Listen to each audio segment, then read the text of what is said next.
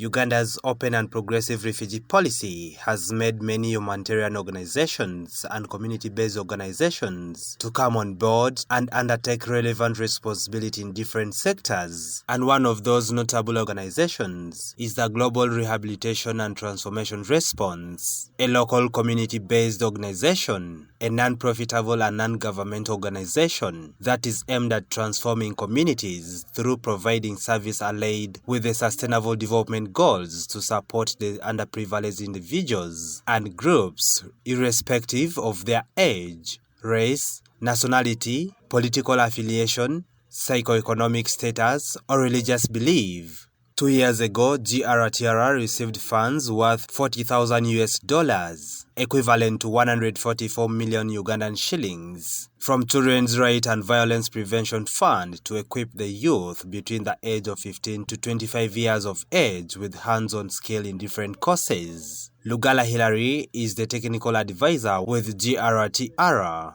At the moment, we have a project which is funded by Children's Rights and Violence Prevention Fund, targeting youth from the age of 15 to 25. And those youths are given skills, hands-on skills in tailoring and fashion design, and saloon and hairdressing, metal fabrication and welding. And today we are trying to showcase the success story of one of our beneficiaries, a youth which was trained by the company which we hired to train them. We have 13 of them, but among that, because of lack of the availability of this kind of project, metal fabrication and welding, they have all moved away from the settlement and they came to Arua and able to be absorbed by the previous trainer. At the moment, they are earning from them, and their earnings is for them to go take them back to school, which is, I think, is one of the success stories, and where we are very happy of the project, that the project has supported the youth, and others have settled somewhere doing their different businesses in saloon, in hairdressing, and then we have those ones in tailoring. They already have their place, though we don't have the support for them to give them the tools. We only give them the skills, and we have not supported them with the tools. But now there are those who are able to be employed like this, like one of our colleagues here. Some of them are already employed in Arua. So I think with that, we thank Children's Rights and Violence Prevention Fund so much, and other donors also who have supported us in their hands-on skills. And with this, we give you a lot of appreciation, and the refugees are very happy, and the hosts, because their children have been brought from a level that they could not do something for themselves, but now they're able to earn living through the skills that we have given. Now, my recommendation to our supporters or our donors, that at least when we have this kind of projects, we know giving skill is good, but also giving the tools for them to use their skills for. Because if you're not employed, if you have not get any placement where you will be supported, it's very hard, more especially like the saloon and hairdressing, the tailoring and fashion design, including even the metal fabrication and welding. So our appeal as Grtr to our donors outside there, that when we have this kind of projects, let us also look at the toolkit that we are able to give them to make sure that they put the skills given to them on use. We bring to attention that there are a lot of children, there are a lot of youth that needed to be supported in these skills so that they're able to establish and improve their livelihoods. Because most of our projects of livelihoods have really has impact at the moment.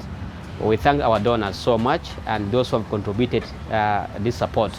So that is my appeal to our donors and those who will be subsequently coming to support us in the similar projects too. On entering into agreement with Grtr, Rutagwe Pepekale, an engineer and the manager of Ureka Service and Company Limited that has been entrusted to train some of the beneficiaries, says the beneficiaries have been coping up very fast and they are open to learning through working very hard, a reason why they have decided as a company to retain some of the beneficiaries. We received 13 trainees from CBO called Grtr from Ofua. They are based in Ofua. But the number we received is both refugees and the host community in both Rhino camp and Robule camps. We trained them. After training them, they passed very well. Then We also maintained others. We have two, I distributed one in another workshop, which is near here in Zambia. Then it's called Richard. Then Isaac, we remained with him. And they are using the same money to pay their school fees. We are supported, could not support them, but the Grtr gave us some support to support them. We also helped them to train in order to get the experience and then help themselves in the future. Like Isaac is leaving maybe tomorrow, next tomorrow to go back to school. He has enough. He has already got the money which we have paid him to go and pay his own school fees. Then in holidays, they are still coming back to join us. And with the help of the management of Grtr, Mr. Hira Rugara and Thomas, so we are able to have that number trained. We also train others like in compassion. So the number that comes, if we see someone is good and they pass well, we maintain them if we have a demand of workers. So they have a chance to continue working with us and as well work outside. And we can still connect them to others, our partners, if they have the need of a number of the workers. By the way, we thank Grtr for what they are doing, because we could not identify it was Grtr, a CBO called Grtr to bring them. And we are waiting forward for other trainees to come and join us and we move ahead. Wanik Lara is the immediate supervisor of the beneficiaries, and she has encouraged the girl child to take up some of these trainings that are in most cases looked at by many as work for men. As she says, what men can do, women can do better. For sure, this is a company that encourages both the boys and the girls. We've been training guys on welding skills. We do concrete works, not only for boys especially, but for girls too. I really want to tell the public that we trained some girls, that one of them has really excelled, and right now she might be somewhere really earning, that we trained here and she's really doing well. And we also encourage each and every girl that is outside there that is willing to come and join, those that have at least reached some level. We can really train them so that they will keep earning on their own ways, not to keep waiting from other people. The only advice I would tell them, they have to be innovative. They have to come up. They should not fear. They should not think this welding section is only for men. No, women can also do that. Lubara Isaac, who is one of the beneficiaries who has been retained at the workshop, says with all the knowledge and skills he has attained, he is able to work hard to get some money to save us school fees, and he wishes such kind of interventions should be extended to some of the less privileged refugees so that they can have a meaningful and sustainable life, or even when they make it back to South Sudan. I really thank Grtr who have brought us take training in a certain town called Arua.